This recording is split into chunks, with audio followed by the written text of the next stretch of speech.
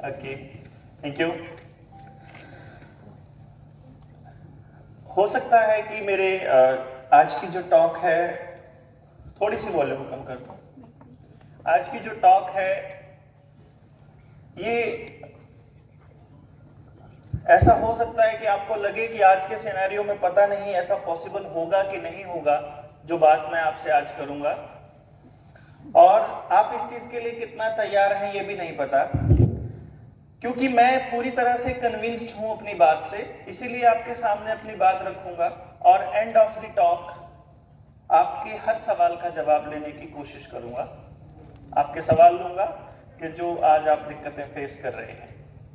शुरुआत में कुछ सवाल हैं जो आम तौर पे माँ बाप के आते हैं रूटीन में, क्योंकि ऑल ओवर इंडिया मेरे सेमिनार्स होते हैं तो वहाँ से वही सवाल आते हैं रेगुलरली। जिस तरह से, जैसे फॉर एग्जांपल कि हमारा बच्चा जिद बहुत करता है, हमारा तो कहना ही नहीं मानता है, हमारा बच्चा खाता नहीं है ठीक से, सोता ही रहता है, स्कूल जाके बिल्कुल खुश नहीं होता है, बदतमीजी करता है, टीवी बहुत देखता है, कार्टून बहुत देखता है, पढ़ने पे फोकस नहीं या अपने करियर के लिए ओरिएंटेड नहीं है, और थोड़े दिन करता है फिर उसके बाद फिर से वैसे ही हो जाता है, लाइक दैट। मेरे ख्याल से इसी तरह की कॉमन प्रॉब्लम्स हैं जो लगभग हर माँ बाप फेस करता है। मैं आप लोगों से एक सवाल पूछूंगा जिसको आपने पार्टिसिपेट करना है उसके जवाब में, कि हाथ अपना खड़ा करके मुझे बताइए कौन कौन अपने बच्चों से प्यार करते हैं। सभी का नहीं, अपना बताइए बस कि हाँ हम करते हैं, आप लोग करते हैं। अब आप बताइए कौन कौन है जिनके माँ बाप उनसे प्यार करते हैं। सब करते हैं, ठीक है। अब अगला सवाल ये है कि ऐसा कौन है जो अपने माँ बाप की नजरों में बुरा बनना चाहता है। आप में से है कोई ऐसा? कौन कौन है जो अपने माँ बाप की नजरों में बहुत हीरे जैसा अच्छा बच्चा है? बस इतने से, सारे नहीं? ओके। मुझे अभी तक एक भी इंसान नहीं मिला, लाखों लोगों से बातचीत कर चुका हूं, जो अपने माँ बाप और अपने टीचर्स की नजरों में किसी भी एंगल से कमजोर साबित होना चाहता हो, और ऐसा एक भी नहीं मिला जो इन दोनों की नजरों में परफेक्ट हो। ठीक है, आपको वो अच्छा बच्चा मानते होंगे, वो बात अलग है, लेकिन परफेक्ट है ऐसा कोई नहीं मानता कि हमारे बच्चे में ये तो कमी रह ही गई, बस इतनी सी तो रह ही गई, ऐसा होता है। और ये अब सवाल है कि जब वो बच्चा आपकी नजरों में या अपने टीचर्स की नजरों में बुरा नहीं बनना चाहता, तब भी वो ऐसा क्यों कर देता है जिससे कि उसकी इमेज पे और उसकी डिग्निटी पे, इंटीग्रिटी पे सवाल उठते हैं। क्या ये सवाल नहीं आता आपके दिमाग में? ऐसा क्यों होता है कि वो ऐसा करता है? कितने लोग हैं हम में से, कैसा हमारा सिस्टम है, क्या उसमें हम लोग इस बात के लिए तैयार रहते हैं कि हम उसके उस बिहेवियर को समझने की कोशिश करें और उससे अगले स्टेप पे हम उसके कारण को समझने की कोशिश करें और फिर उसके उस रीजन को दूर करने की कोशिश करें? क्योंकि आप देखेंगे, अच्छा ये बात आप सारे लोग मानते हैं कि सभी बच्चे पढ़ने के लिए नहीं बने? कौन कौन मानते हैं? मैक्सिमम लोग मानते हैं कि सभी बच्चे पढ़ने के लिए नहीं बने, लेकिन फिर सबके ऊपर पढ़ने का प्रेशर क्यों है? एक सवाल ये आ जाता है, क्योंकि देखिए मैं ये सवाल आपसे इसलिए कर रहा हूं क्योंकि आपको अगर इस नजरिए से सोचना शुरू नहीं करेंगे तो आपको प्रॉब्लम्स का सलूशन नहीं मिलेगा। और बहुत सारी चीजें तो ऐसी हैं जो प्रॉब्लम नहीं है एक्चुअली, लेकिन वो प्रॉब्लम लगती हैं। वो लगता है कि हम बात करेंगे, धीरे धीरे आपको चीजें पता लगेंगी कि कैसे वो उसकी खासियत है जिसको आप प्रॉब्लम कह रहे हो।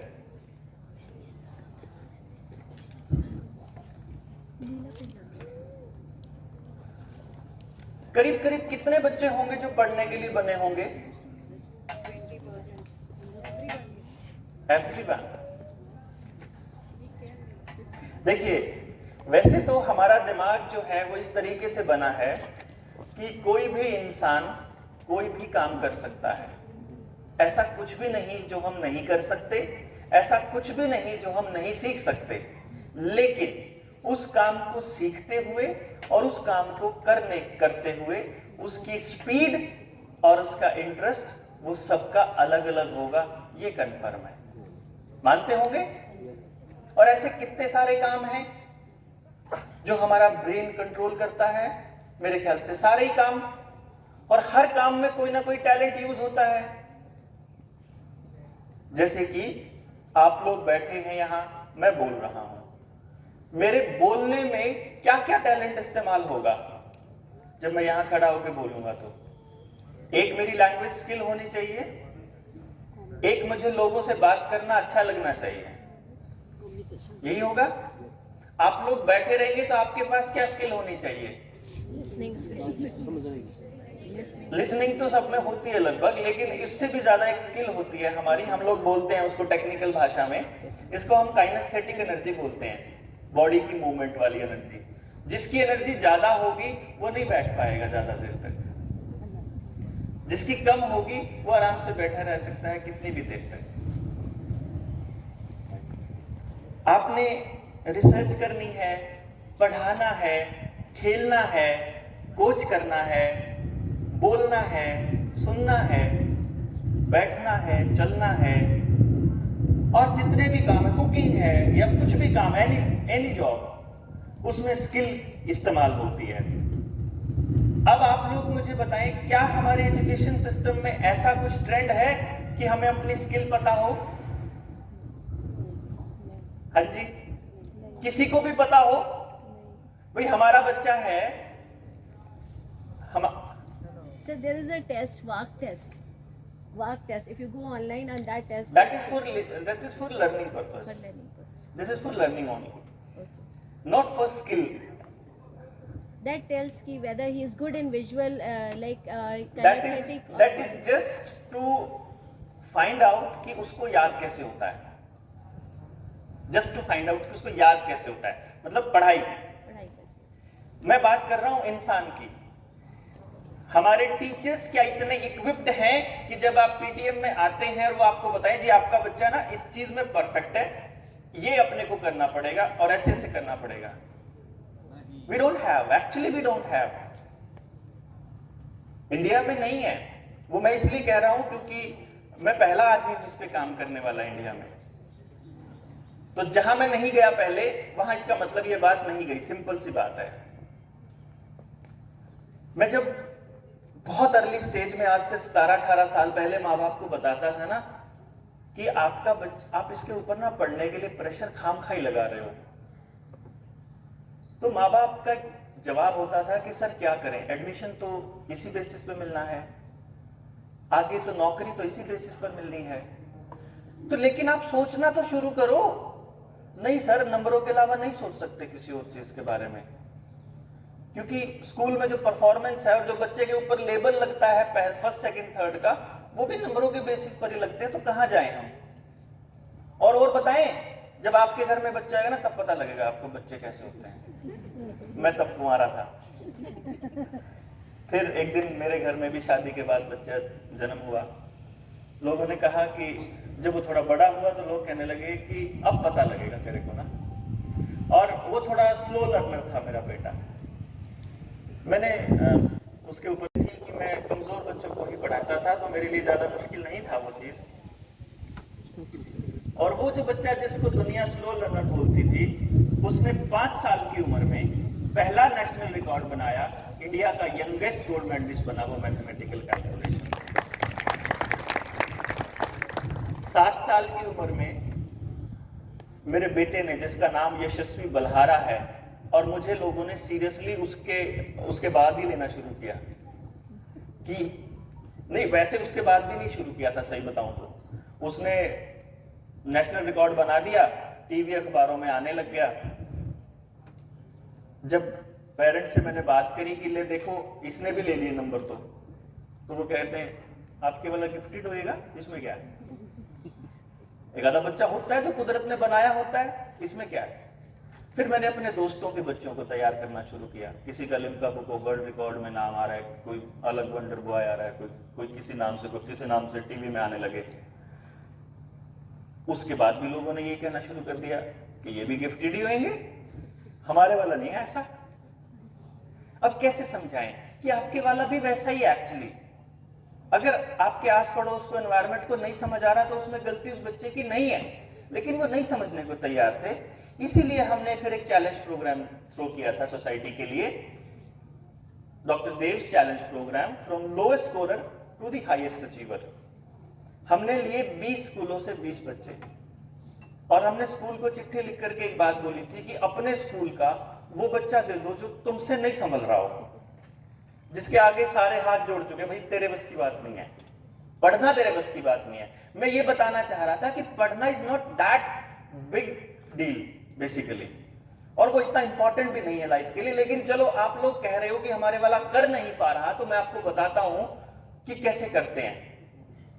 20 में से 18 बच्चों ने हमारे पास पूरा साल लगाया, और एक साल के बाद you will be surprise to know 18 के 18 मोस्ट डिक्लेयर्ड डफर बच्चों ने सबसे मुश्किल subject physics, chemistry and maths में स्कोर किया 100 आउट ऑफ 100 एवरीवन। मैं उस दिन फिर सोसाइटी के सामने आया, मैं फिर पूछा उनसे कि मान लो आपकी क्लास के सारे बच्चों के 100 में से 100 नंबर आ जाएंगे, क्या तब आपके पास उनको हैप्पीनेस देने के लिए जगह है? नो। अगर इस भिवानी शहर के सारे स्कूल ले लेना और उनके टॉप पर 3 बच्चे फर्स्ट, सेकंड, थर्ड निकाल के ग्राउंड में खड़े कर दो, उनको भी खुशी देने का कोई एनवायरनमेंट नहीं है अपने इंडिया में। क्यों? क्योंकि मां बाप को ही नहीं पता। हमें कुत्ते पालने सिखाए जाते हैं, मछली पालन सिखाया जाता है, मुर्गी पालन सिखाया जाता है, इंसान पालना कोई भी नहीं सिखाता। हमें पता ही नहीं इंसान की, उसके नेचर को समझना कोई सिखा ही नहीं रहा, उसको समझना कोई सिखा ही नहीं रहा। मैं समझाना ही सिखा रहे हैं, हम तो समझा ही रहे हैं। एवरीवन इज जस्ट उसको समझा रहा है, तो ये सही नहीं करता, तो ये सही नहीं करता। एंड देन मैंने कहा कि चलो सभी बच्चों ने 100 में से 100 ले लिए, तब आपके पास ऐसा क्या अरेंजमेंट है कि वो बच्चे अपनी सोसाइटी के अंदर वो जगह, वो मुकाम हासिल कर लें जिसके लिए वो बने हैं, जो उनका रोल है। क्योंकि मैं आपको बताऊं, अगर आपने मधुमक्खियों का स्ट्रक्चर, काम करने का तरीका देखा हो, चींटियों का अपनी वो घर बनाने का, वो बुम्बी बनाने का तरीका देखा हो, तो आप देखोगे कि उनमें एक रानी मक्खी होती है, जैसे मक्खियों की बात करें, एक टीम होती है जो छत्ता बनाती है, एक टीम होती है जो उनकी रक्षा करती है बाहर से कोई दूसरा वो आ जाए तो, एक टीम होती है जो पराग लेके आती है, जो फूलों से लेके आती है, जिससे वो शहद बनाती हैं। पूरा काम बटा होता है, टोटली ऑलरेडी डिक्लेयर्ड होता है कि ये वाली जो कैटेगरी के जो जीव हैं ये काम करेंगे। जानवरों तक में ये चीज डिसाइडेड होती है, पहचान लेते हैं कि तुम्हें ये काम अच्छा लगता है तुम ये करो, तुम्हें फालतू से करो, भाई तुम्हें बैठना अच्छा लगता है तुम घर पे बैठे यहाँ आराम से बैठो। चींटियों तक में नेविगेटर्स चींटियां होती हैं जो रास्ता देख के बताती हैं बाकियों को कि खाना वहां रखा है, चलो चलते हैं। और हम लोग इंसान, हम लोग इतना पीछे हैं सारे जानवरों से कि हम यही नहीं फाइंड आउट कर सकते कि मेरा बच्चा जो पैदा हुआ है ये सोसाइटी में कौन सी जगह पे बैठेगा जहां वो सारी उम्र खुश भी रहे और दूसरों को भी खुश कर सके। हैप्पीनेस के लिए हम काम ही नहीं करते। 95% पॉपुलेशन, 95% अपने काम से दुखी है अपने देश में, जो भी काम वो कर रही है, बिकॉज बाय चांस वो काम कर रही है, बाय चॉइस नहीं कर रही है। एवरीवन, उसका क्यों बता रहा हूं मैं ये बात आपको, लगभग 17,000 बच्चों के ब्रेन पे वो रिसर्च है मेरी, 17,000 बच्चों पे। बड़ी ब्यूटी क्या है कि मैंने जिस बच्चे को ये बता दिया कि ये बच्चा इस काम के लिए बना है या ये बच्चा ऐसे खुश रहेगा, आज तक एक भी बच्चे के बारे में एक भी लाइन गलत नहीं गई। ये सबसे बड़ी बात है। और उसका नतीजा क्या है जो मैं आपको बताने की कोशिश कर रहा हूं, वो ये है कि जो बच्चा अबव 90 स्कोर कर लेगा, आज के सिनेरियो में 95 कह सकते हो आप उसको, कि जो 95 से ऊपर स्कोर कर लेगा वो बच्चा एक्चुअली पढ़ने के लिए नहीं बना। और हमें सारी पढ़ाई उसी के नाम पे रिजर्व रखी हुई है, सारी सीटें उसी के नाम पे हैं आगे कॉलेजेस में, और आगे नौकरियां भी उसी को हैं। ना वो बच्चा नौकरी के लिए बना और ना वो बच्चा पढ़ाई के लिए बना।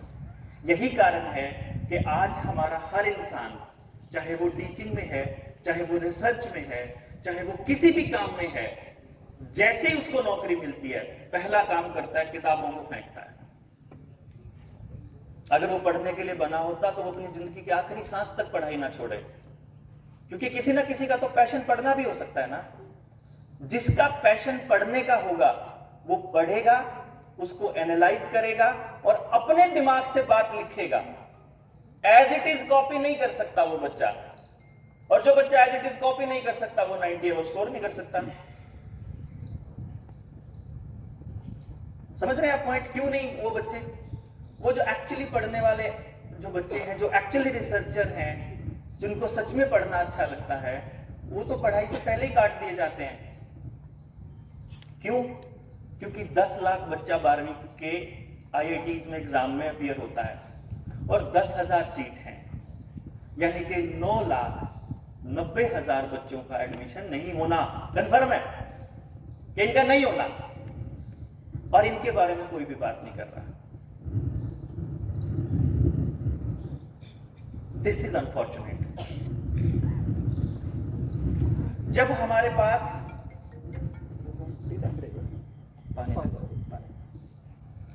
दूसरा गर्म वाला थर्मस गिलास में डालो। जब हमारे पास अपनी क्लास के टॉपर्स के लिए भी जगह नहीं है प्रॉपर, तो फिर जो बच्चा 40वें नंबर पर आ रहा है 40 बच्चों की क्लास में, उसका क्या करेंगे? क्या वो इंसान का बच्चा नहीं है? यह सबसे बड़ा सवाल है। मेरी जो लड़ाई है वो उन बच्चों के लिए है जो आपके बनाए हुए क्राइटेरिया में फिट नहीं बैठ रहे,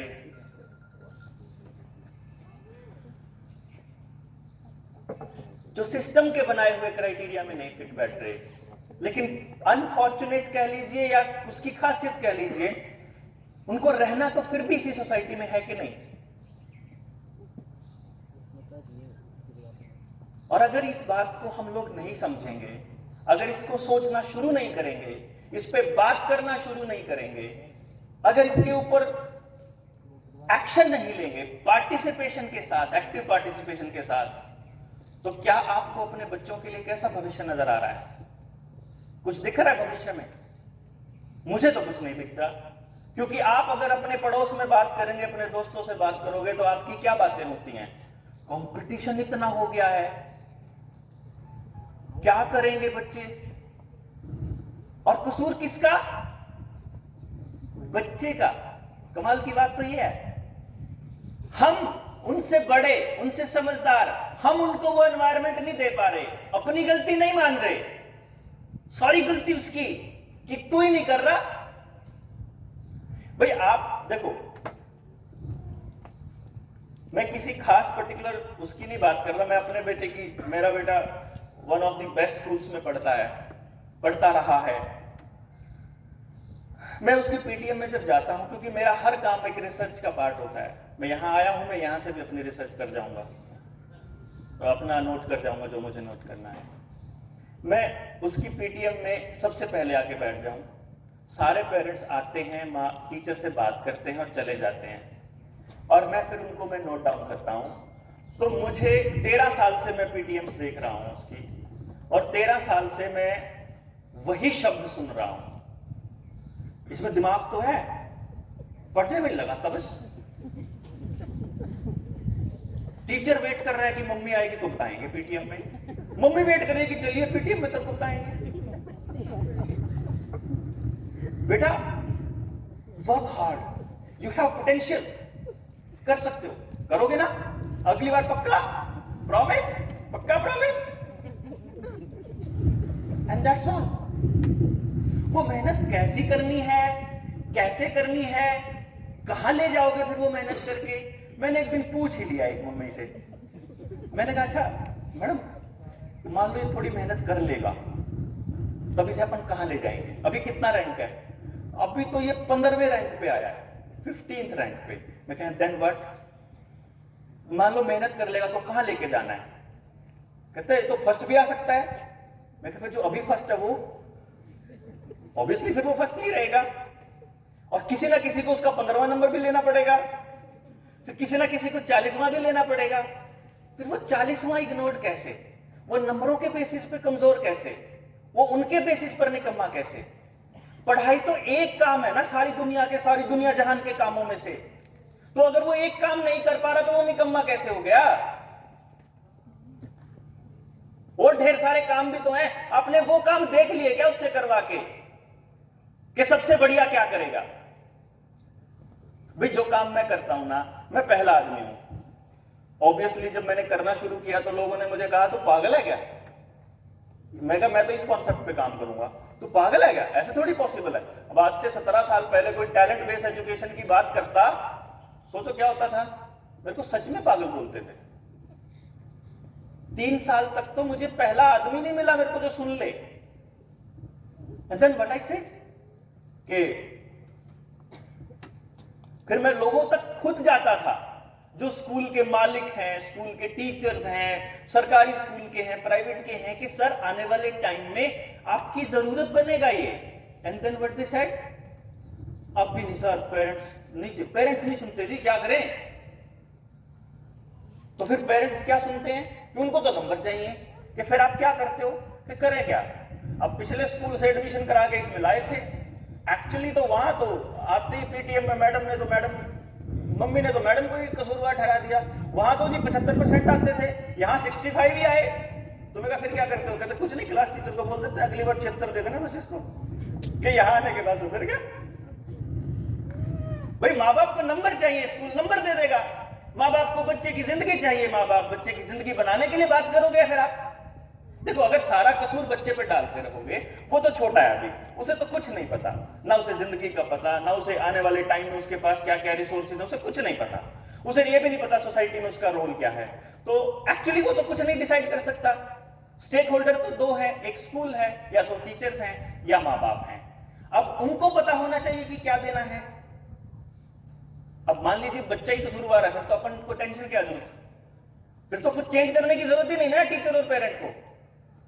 हम कोई चीज बदलेंगे तो तब ना जब अपने को समझ आ जाए कि भाई जो हो रहा है वो गलत हो रहा है, फिर हमें समझ में आएगा कि यार बदलना पड़ेगा। फिर सोचेंगे ना कि क्या बदलें, फिर सोचेंगे ना कि जाएं कहां। मैं जो बता रहा था वो ये बता रहा था कि पढ़ाई तो एक काम है और ढेर सारे काम हैं जिनसे पैसे कमा सकते हैं। मैं ये बता रहा था कि मैंने जब 17 साल पहले ये करना शुरू किया तो मेरे को कोई सुनता भी नहीं था, आज मैं इससे पैसे कमा रहा हूं। और ऐसे आपकी सोसाइटी में ऐसे ढेर लोग मिलेंगे जो सिर्फ इसलिए इतने बड़े आदमी बन गए क्योंकि समोसा बहुत अच्छा बनाना आता था, इसकी चाट पापड़ी अच्छी है, इसके गोलगप्पे अच्छे हैं, ये सूट बहुत अच्छा सिलता है, ये बहुत अच्छा ये काम करता है। आप प्लम्बर भी बुलाओगे घर में तो क्या कहोगे फोन करके अपने दोस्त को? ये थोड़ी कहोगे कोई सस्ता प्लम्बर भेज, आप ये कहते कोई अच्छा प्लम्बर भेज। तो आपको कौन सा काम नहीं करवाना और कौन सा काम नहीं करना, हर काम को करने के लिए आपको बंदा ही तो चाहिए होता है। और अगर वो अपने काम को एंजॉय कर रहा है और अपने काम में मस्त है तो पैसे मिल जाएंगे उसको। क्यों? जो उससे सर्विस ले रहा है उसको पैसे दे ही देगा ना। तो मुझे ये लगता है कि पैसा, नौकरी is not a big problem, वो बन जाएगी। वो अपन जब बैठेंगे, सोल्यूशन ढूंढने की कोशिश करेंगे, डिस्कशन करेंगे, वो निकल आएगा। बट पहले सोचें तो सही कि there is an alternate way of living. आज जो बच्चा जी रहा है उसकी लाइफस्टाइल को एक बार ऐसे सोचो, वो आपका बच्चा नहीं है।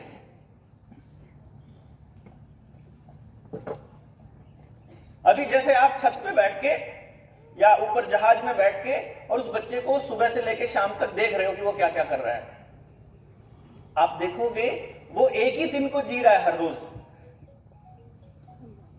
एक ही दिन को।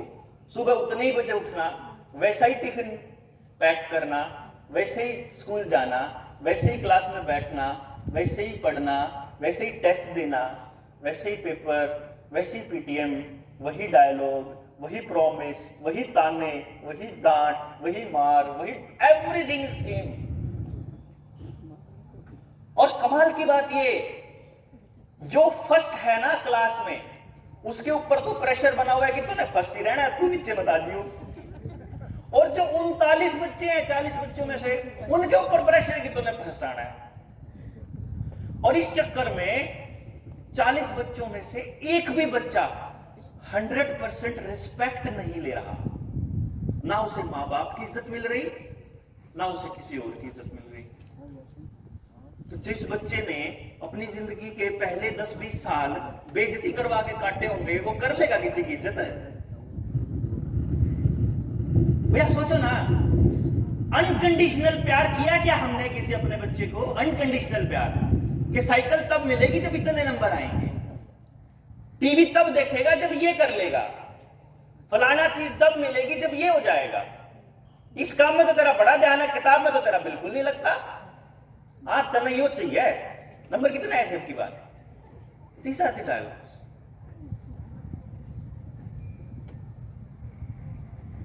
क्या हम कुछ भी अनकंडीशनल कर रहे हैं? और क्या हम जो कर रहे हैं क्या वो सही है? और क्या वो दिशा सही है? और क्या हमें उसी तरफ चलते रहना चाहिए या इसको थोड़ा बहुत बदलना चाहिए? क्या कहते हैं? बदलना चाहिए। कौन कौन तैयार है बदलने को? देखो, थैंक यू वेरी मच। अब हमारे पास एक टेक्निक आ गई। अब हम ये बता सकते हैं कि इस बच्चे के पास ये वाला टैलेंट है। पता लग गया? क्या हम रेगुलर स्कूल की स्टडीज के साथ दिन में 2 घंटे उसके ओरिजिनल टैलेंट की ट्रेनिंग के लिए अरेंजमेंट नहीं कर सकते? कर सकते हैं। आने वाले टाइम में और कुछ नहीं करेगा, वो उससे पैसे जरूर कमा लेगा, इश्यूज खत्म। और सबसे बड़ी बात, उसको वो पसंद भी होगा, उसको मजा भी आएगा। कैसे? एक बच्चे को कार्टून देखने का बहुत तगड़ा शौक है। फॉर एग्जाम्पल, उसकी मम्मी को पता है कि कार्टून, सर डॉक्टर साहब प्लीज आइए सर, आगे आइए, आइए। तो उसकी मम्मी को पता है कि ये कार्टून के लिए कुछ भी छोड़ देगा, खाना भी छोड़ देगा, मतलब ये टीवी देखता है तो खाना खाता है, काइंड ऑफ इस तरह से। अब वो उसके सामने कंडीशन लगा देती है कि कार्टून तब देखियो जब स्कूल का काम पूरा हो जाए। जरूर बैठी होगी कभी मम्मी यहाँ पे, वो वाली। आप देखोगे उसका काम ऐसे 15 मिनट में पूरा हो जाता है, अगर उसको सच में वो काम करने में मजा आ रहा है तो। यानी कि जिस काम में उसको अच्छा लग रहा है ना, वो काम करने के लिए वो अपने बाकी सारे काम कर लेगा। मेरा कहने का मतलब ये है कि जिस काम को वो सच में चाहता है ना दिल से, उसको 1 घंटा करने के लिए वो 23 घंटे आपकी गालियां खाने को तैयार है, वो आपकी डांट खाने को तैयार है, कोई दिक्कत नहीं है। एंड वो 1 घंटे के लिए भी जी सकता है। But do you know that 1 or 2 hours of that child? हमें नहीं पता, एक्चुअली नहीं पता। क्योंकि जब आपका बच्चा कार्टून देख रहा है ना, तो उसके पीछे उसकी कोई स्किल है, उसकी कोई भूख है।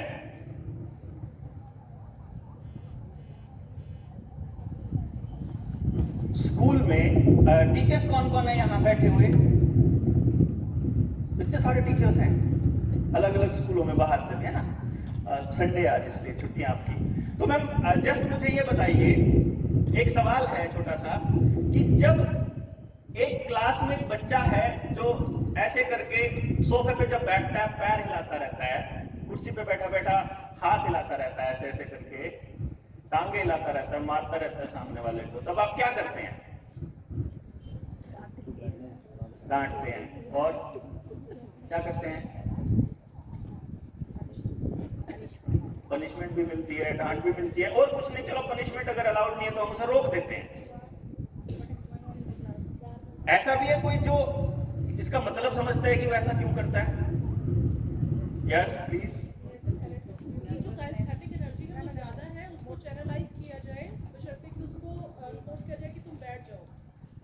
क्या हम ऐसा करते हैं? यूजुअली ऐसा नहीं होता है ड्यूरिंग नहीं होता है। मैम को काइनेस्थेटिक एनर्जी का मतलब पता है। काइनेस्थेटिक एनर्जी होती है बॉडी की, शरीर की एनर्जी, आपके शरीर में काम करने की एनर्जी। अगर वो रिलीज नहीं होगी तो वो आप अंदर ही अंदर उबलती रहेगी, वो आपसे हिलना डुलना मांगती रहेगी। वो पढ़ेगा भी तो ऐसे ऐसे करके पढ़ेगा, जैसे मैं चल चल के बोल रहा हूं ना। ये मेरी मजबूरी है, मैं खड़ा नहीं रह पाऊंगा। मैं सोफे पे बैठूंगा तो पैर हिलाऊंगा ही हिलाऊंगा। अब क्लास में मैं अगर ऐसे कर रहा हूं तो आपको पता है इसका मतलब क्या है? इसका मतलब है कि मैं बहुत ध्यान से सुन रहा हूं। मुझे ध्यान ही नहीं है कि मेरा दिमाग कॉन्सेंट्रेट तब करेगा जब मेरी बॉडी हिल रही होगी। और हम रोक देते हैं उसको क्लास में। ए यू, आराम से बैठो, ठीक से बैठो। क्या है, what is this kind of. अब ये किस शरीर की एनर्जी का इस्तेमाल कैसे हो सकता है? ये डिपेंड करता है। देखो, अपने को अपनी सोसाइटी के अंदर हर काम करने वाले लोग चाहिए। खेत में भी शरीर का काम करने वाले लोग चाहिए, सड़क पे रिक्शा चलाने वाला आदमी भी चाहिए, मजदूरी करने वाला दिहाड़ीदार भी चाहिए, और अगर एलिट क्लास है और हम पैसे खर्च कर सकते हैं तो हमें स्पोर्ट्स पर्सन भी चाहिए। उसके पास वो एनर्जी है। लेकिन वो आदमी अगर ये काम नहीं करेगा और बाय चांस उसकी मम्मी या उसके पापा उसको कहीं ना कहीं, मतलब उसको रट्टा मरवा के पेपर पास करा के कहीं बैंक में पीओ लगवा दें, क्लर्क लगवा दें, या कहीं बैठने वाली जॉब दे दें, समझो जिंदगी खराब हो गई उसकी। वो बैठने वाली नौकरी के लिए नहीं बना था, वो चलने वाले काम करने के लिए बना था। इतना सही तो समझना है। फिर आपका जो भी इकोनॉमिक स्टेटस है, फिर आपका जो भी जगह पे जहां बैठे हो, वहां आपके बच्चे के लिए कौन सी जगह बेस्ट हो सकती है, क्या हम ये डिसाइड नहीं कर सकते? बहुत इजीली डिसाइड कर सकते हैं। बजाय इसके कि वो दुकान को तब खोले जब मजबूरी में और कोई काम ना बचाओ कि चलो एक दुकान खोल के दे दें, क्यों ना हम उसके उन टैलेंट्स का पता पहले स्कूल टाइम में लगा लें कि ये आने वाले टाइम के बिजनेसमैन हैं, ये आने वाले टाइम के रिसर्चर हैं, ये आने वाले टाइम के लिटरेचर के बंदे हैं, ये आने वाले टाइम के म्यूजिशियंस हैं, डांसर्स हैं, कोरियोग्राफर्स हैं। क्या क्या तो नहीं चाहिए अपने को? टेलर भी चाहिए, बाल काटने वाले भी चाहिए, जूते बनाने वाले भी चाहिए, कपड़े बनाने वाला भी, खेती करने वाला भी, मशीनें बनाने वाला, हर चीज तो चाहिए। बट वो स्किल डेवलप तो करनी पड़ेगी ना। मैं 2015 में नरेंद्र मोदी से मिलने गया था जब उन्होंने प्रधानमंत्री कौशल विकास योजना लॉन्च करी थी। स्मृति ईरानी से भी मिला था, मैं अपने एजुकेशन मिनिस्टर से भी मिला था। सबको मैंने एक बात कही और उनको भी मैंने एक बात कही कि आपको किसी बच्चे की स्किल नहीं पता, आप डेवलप क्या करोगे भाई? कौशल विकास योजना, कौशल का तो पता नहीं, किस चीज का विकास करेंगे अपन? लेकिन जो बड़े लोग हैं, जो हमारे पॉलिटिशियंस हैं, जो हमारे एमएलएज हैं, या गांव के सरपंच हैं, या पार्षद लोग हैं, उनको, उनके पास इतना पैसा है, वो अपने बच्चों को दुनिया में कहीं भी पढ़ा लेंगे और अपना जुगाड़ कर लेंगे। इसलिए दे आर लिस्ट बॉदर्ड।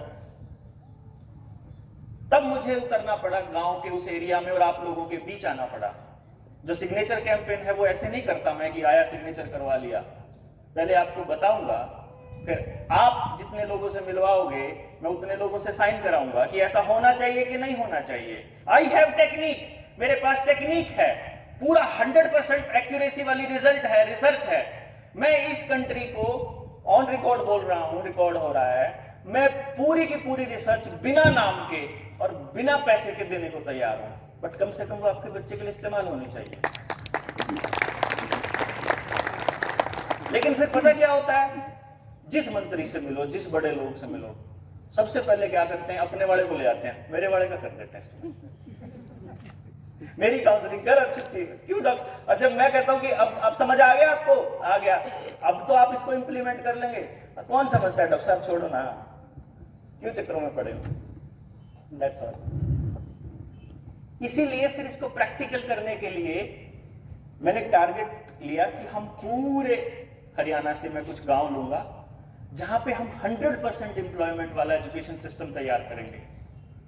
जहां आपको पता होगा, मान लीजिए आपके बच्चा जिस स्कूल में पढ़ रहा है, आपके टीचर्स आपको बताएं कि आपके बच्चे की ये स्किल्स हैं, आपको इनको डेवलप करने के लिए अरेंजमेंट या तो आप अपने घर के नजदीक कर लीजिए, और अगर आपसे नहीं होता तो और ज्यादा बेटर है कि मान लो हमारे पास 100 डांसर इकट्ठे हो गए, तो 100 डांसर्स के पेरेंट्स को बता दिया कि या तो तुम अपने को लो छोड़ने जाओ, ले जाने आओ, या एक बढ़िया तरीका है कि 100 इकट्ठे होकर के स्कूल में ही शुरू कर लेते हैं अपन। क्यों जी?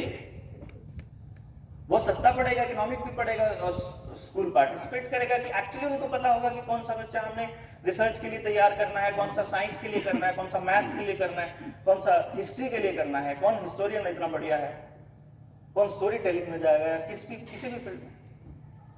There are ways. शुरुआत हम बहुत अर्ली स्टेज से करते हैं। किस चीज की शुरुआत पता है?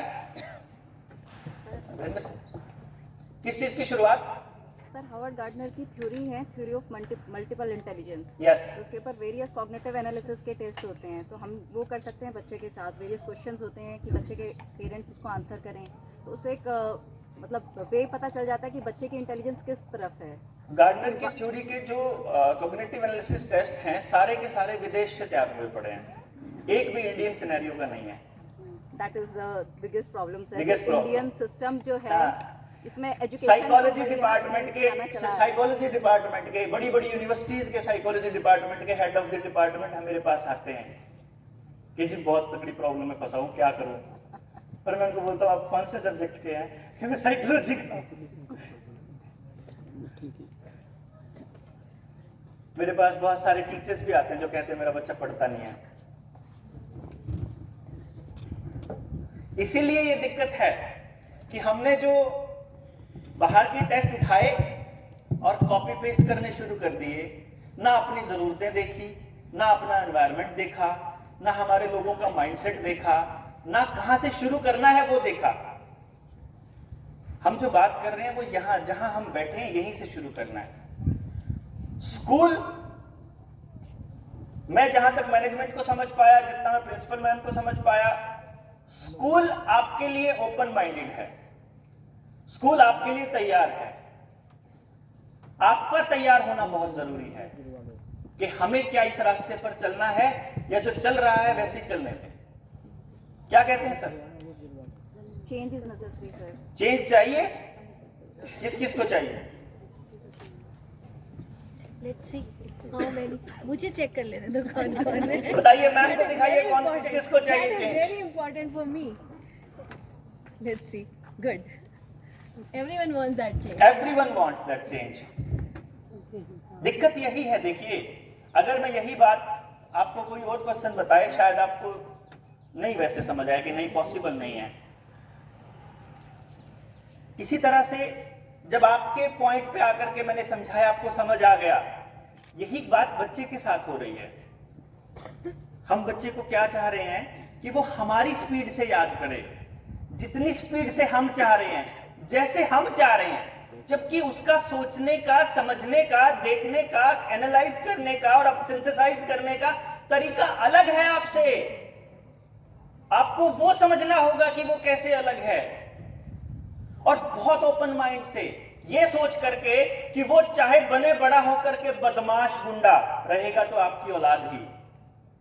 फिर ये भी सोचना पड़ेगा कि चाहे वो कुछ भी करे, अच्छा करे या बुरा करे, उसमें आपका रोल एज अ फैसिलिटेटर था, नथिंग मोर देन दैट। क्योंकि जब बच्चे की अचीवमेंट के साथ अपना सम्मान और उसकी कुछ गलत काम के साथ अपना अपमान जोड़ लेंगे ना, तो समस्याएं आती हैं पेरेंटिंग में। कि अगर किसी के नमस्ते नहीं करे तो सोचते हैं कि माँ बाप ने सिखाया नहीं। दिस इज नॉट राइट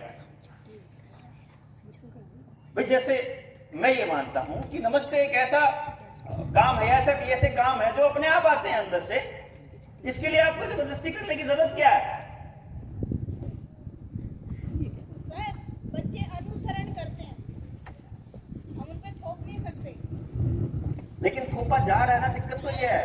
वही मैं कह रही हूँ, हम बच्चे अनुसरण करते हैं। पेरेंट्स गलत काम करेंगे, बच्चों को ये सोचेंगे कि वो सही काम करें, हम गलत करते रहे।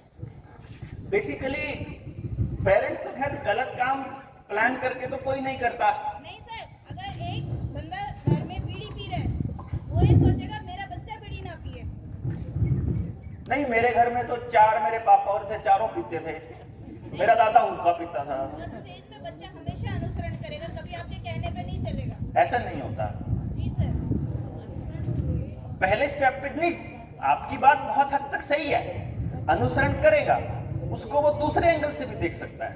नहीं, जैसे आप सर कह रहे हैं ना कि बच्चा नमस्ते नहीं करता, अगर पेरेंट्स नमस्ते करेंगे तो डेफिनेटली उसको कहने की जरूरत नहीं पड़ेगी सर। अब मैं मेरे दोस्त के नमस्ते कैसे करूंगा? नहीं, चलिए कोई बात नहीं, मेरे दोस्त के नमस्ते कैसे करूंगा मैं? मेरा दोस्त आया मुझसे मिलने, मैं उसके नमस्ते थोड़ी करूंगा। तो डेफिनेटली करना पड़ेगा। आप उसको ग्रीट तो करेंगे। लेकिन मेरा बेटा कर देता है, किसी के नहीं करता। और वो मतलब उसकी मम्मी बैठी होती है ना, तो फिर वो उससे पूछ लेती है कि तुमने इस अंकल के नमस्ते क्यों नहीं करे? तो कहता है फील ही नहीं हुआ अंदर से। तो ठीक है, नहीं हुआ तो ना कर। भाई आप देखो ना, छोटा सा बच्चा जो 2-3 साल का है ना, आपके घर में कोई नेगेटिव एनर्जी ली हुई कोई आदमी या औरत आता है ना, वो रोना शुरू कर देता है। घर में कुत्ता होता है वो भौंकने लग जाता है। छोटे बच्चे वाइब्रेशंस पकड़ते हैं, स्मेल तक देख लेते हैं किसकी स्मेल है। बच्चा इतना स्मार्ट होता है, उसको बताने की जरूरत एक्चुअली नहीं है।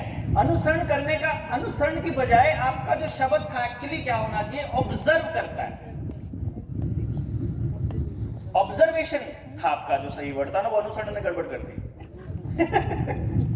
सो बेसिकली क्या होता है, बच्चा ऑब्जर्व करता है, और इसीलिए आप कुछ कहना चाह रहे थे? अच्छा, सहमति दे रहे थे। Thank you. तो क्या होता है, अर्ली स्टेज से जब आप अपने बच्चे को गौर से समझेंगे और देखेंगे ना, तो आपको एक बहुत गजब की चीज मिलेगी कि पेरेंटिंग बहुत अल्टीमेट काम है। हमने इसको एक सजा बना रखा है बेसिकली। और अगर मेरे घर में बच्चा जन्म नहीं लेता तो शायद मैं कभी नहीं जान पाता, कभी नहीं समझ पाता कि पेरेंटिंग नाम की कोई चीज होती है। क्योंकि मैंने क्या हुआ, उसके जन्म से पहले ये प्लान कर लिया, जन्म से पहले ही, कि मैं अपने बच्चे को कभी पढ़ाऊंगा नहीं, कि मैं अपने बच्चे को कभी पढ़ने के लिए नहीं कहूंगा, और मैं अपने बच्चे को कभी भी ना मतलब ऐसे नहीं रोकूंगा कि जबरदस्ती नहीं रोकने की जरूरत पड़े, और मैं कभी उसको डांटूं धमकाऊं ऐसे नहीं करूंगा किसी चीज के लिए। तो तब देखता हूं क्या मेरी पेरेंटिंग ऐसी अच्छी होगी। और जब मैं इस एंगल से चलने लगा ना, तो आपको बताऊं कि मेरा बेटा मुझे दिन में 10 बार ठीक करता था, और मेरे को रियलाइज होता था यार बात तो मैं ही गलत कर रहा हूं, गड़बड़ तो मेरे में ही है। भाई जैसे हम गाड़ी से जा रहे हैं, साइड में बैठा है, बैठे हम आराम से जा रहे हैं, सुबह ऐसे ऐसे करके आवाज आई रोने की, थोड़ा इमोशनल सा भी। मैं देखा, मैं क्या हो गया विनी, क्या हो गया बेटा? आप तो कह रहे थे कि रेड लाइट होती है तो रुकना होता है, आप तो नहीं रुके।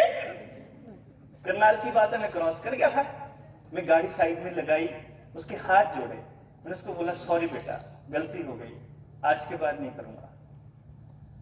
And that's all. मैंने आगे से अपने आप को सुधार लिया। तो मुझे उसे पता लग गया,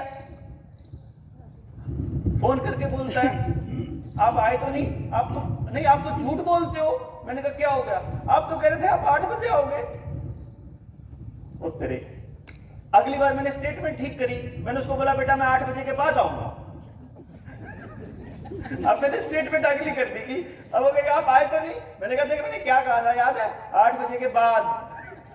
फिर ये बताओ, फिर मैं उसको बोला 10 बजे से पहले। एग्जैक्टली तो नहीं पता ना मैं कितने बजे आऊंगा।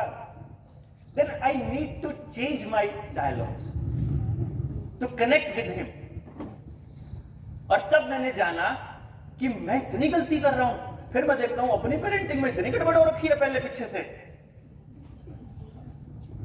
मैं देखता था, आप देखिए, अगर आपका बच्चा खुलकर बोलता है, अगर वो आपसे जबान लड़ाता है और खुलकर बदतमीजी करता है, तो एक शब्द कंफर्म बोलेगा वो, मेरे को कोई समझता ही नहीं। आप तो अपनी चलाते रहते हो।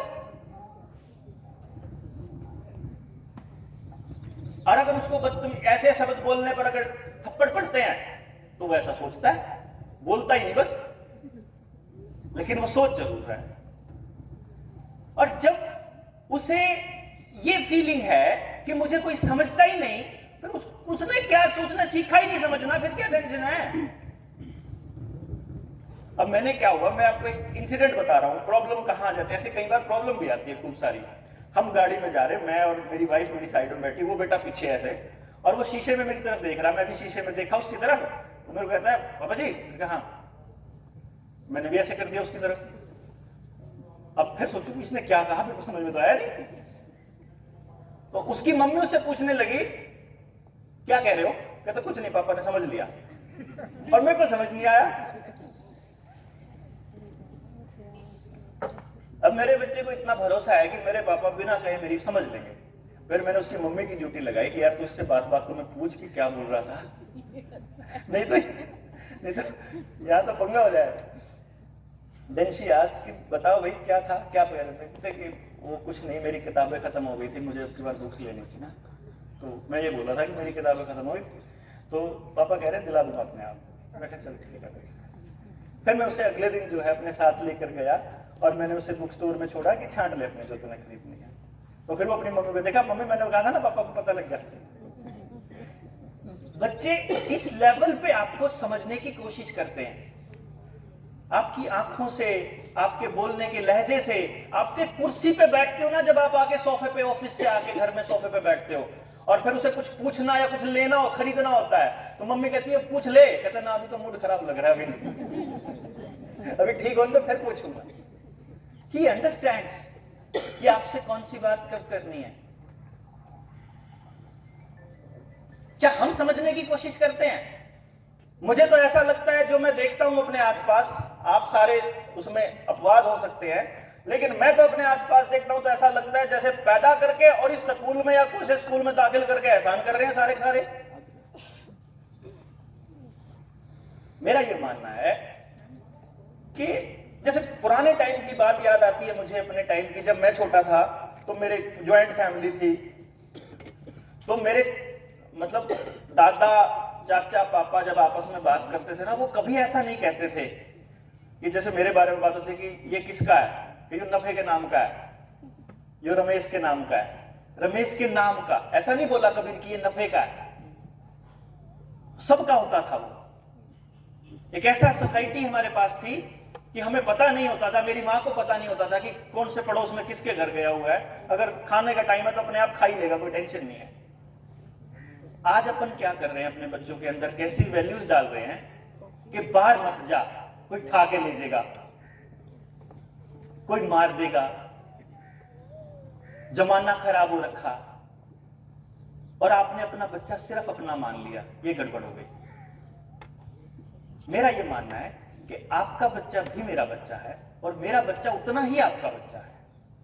वो जो बच्चा है ना, वो सोसाइटी की पूंजी है, वो इस देश की पूंजी है, आपकी पूंजी नहीं है वो। आप सिर्फ उसका धरती में आने का, धरती पर आने का एक जरिया है बस,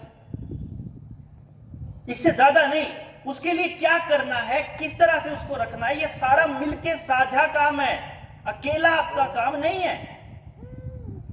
क्योंकि आपने बाल किसी और से कटवाने हैं, उस तरह अगर गर्दन पे मार दिया, फिर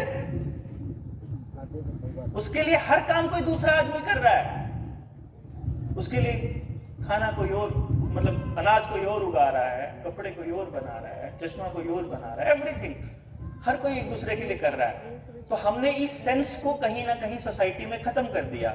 एक बच्चे की गलती को हम पूरी सोसाइटी की गलती मानने लग गए, एक टीचर की गलती को पूरे स्कूल की गलती मानने लग गए, एक माँ बाप की गलती को पूरे के पूरे समाज की गलती मानने लग गए। पड़ोस में कहीं कुछ गलती हो गई, अभी जैसे कल मैंने खबर पढ़ी थी सोशल मीडिया पे, आज वो अखबार में आई हुई है, उस बच्चे ने सुसाइड किया। तो अब आप लोगों के अंदर ये नहीं जागेगा, मतलब पता क्या है आपको, क्या लगेगा पढ़ाई बड़ी खतरनाक हो गई है, बड़ा प्रेशर है बच्चों में, अब वो डरने लग जाएंगे, आगे आकर के बात नहीं करेंगे, उस पर चर्चा नहीं करेंगे, उसके ऊपर काम नहीं करेंगे। घर से निकलने को कह दूं पेरेंट्स को कि निकलना पड़ेगा भाई, बात तो करनी पड़ेगी कम से कम। टाइम किसके पास है जी, अपनी औलादों के लिए टाइम नहीं है। मैं जब गांव में जाता हूं तो लोग मेरे से पूछते हैं कि डॉक्टर साहब आप तो चंडीगढ़ रहते हो, मैंने कहा हाँ चंडीगढ़ रहता हूं। फिर आप यहां गांव में क्या धक्के खा रहे हो? मैं कहा गांव में धक्के इसलिए खा रहा हूं कि तुम्हारे गांव में जो 500-600 बेरोजगार बच्चे पड़े हुए हैं, मेरा बेटा जब यहां से निकलेगा, कभी मेरी बीवी कभी निकलेगी, मैं निकलूंगा, तो मेरा गला कौन काटेगा? ये तुम्हारे बेरोजगार बच्चे तो काटेंगे। जिस समाज का अपन निर्माण कर रहे हैं, कल को हम मर जाएंगे तो अपने बच्चों को छोड़ के तो यहीं जाएंगे ना, इन्हीं के भरोसे। अगर पड़ोस के साथ संवाद नहीं स्थापित किया, अगर पड़ोस के लोगों से बात नहीं करी, सोसाइटी को वैसा नहीं बनाया जैसा अपने बच्चे के लिए चाहिए, तो क्या देकर जाएंगे हम अपने बच्चों को? ये सवाल है बहुत बड़ा। इसलिए मैं तो अपने बच्चे के लिए घूम रहा हूं, कहीं आपको वहम हो कि मैं आपके लिए घूम रहा हूं। मैं तो गांव वालों को बताता हूं, मैंने किसी का नहीं ठेका ले रखा भाई, मेरे को मजबूरी है, मेरे को आप लोगों के पास आना पड़ रहा है, मुझे ये बताना पड़ रहा है कि जब गांव का एक बच्चा बेरोजगार हो जाए या वो गलत हो जाए, गलत रास्ते पर चला जाए, तो पूरे गांव की जिम्मेदारियां मिलकर के उस प्रॉब्लम को ढूंढे कि कहां प्रॉब्लम है।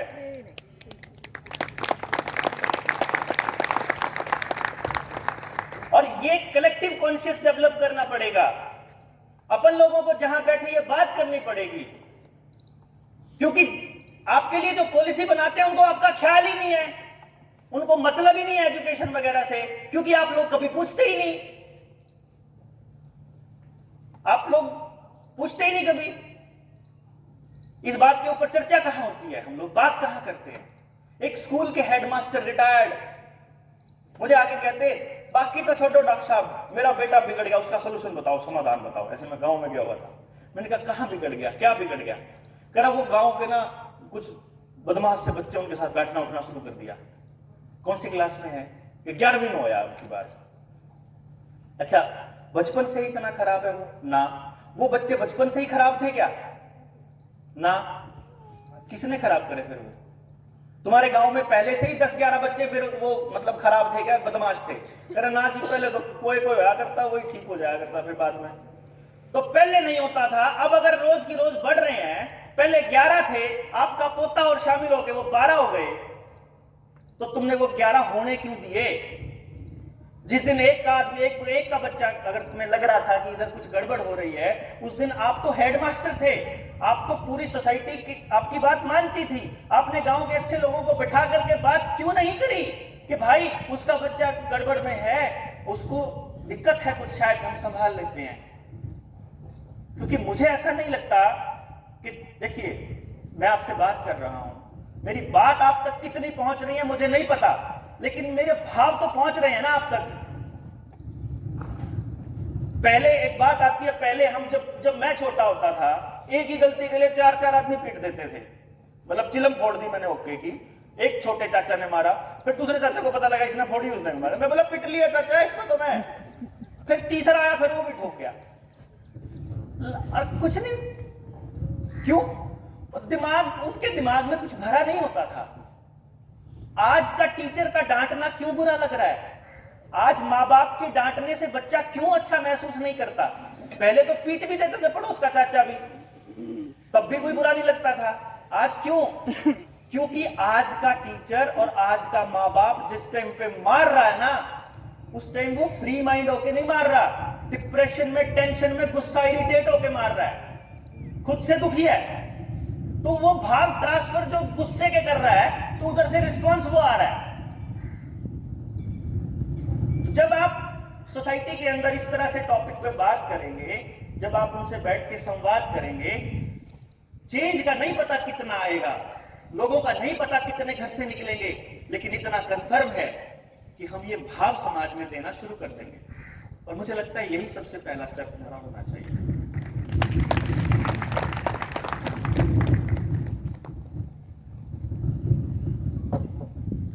अब मैं एक प्रॉब्लम डिस्कस करता हूं, छोटी सी प्रॉब्लम नहीं, एक इंसिडेंट है जो रेगुलर हमारे घरों में होता है। एक तो मुझे ये बताइए, 3 साल या 4 साल से छोटे बच्चे किस किस के घर में हैं अभी? अच्छा, उनमें क्या क्या कमियां हैं बताइए? गुस्सा करते हैं माँ बाप को, गुस्सा कर रहे हैं, तो ये बात हो गई। खाना नहीं खाते, खाना नहीं खाते। मोबाइल, अच्छा, पढ़ाई से रिलेटेड कुछ प्रॉब्लम उनकी? पढ़ाई अभी नहीं हुई ना। अच्छा, मोबाइल पे वो आपसे फास्ट कर लेते हैं एक्सेस, मतलब आपसे स्मार्ट है, आपसे इंटेलिजेंट है, अब आप उनको अपने जैसा बनाने पे लगोगे।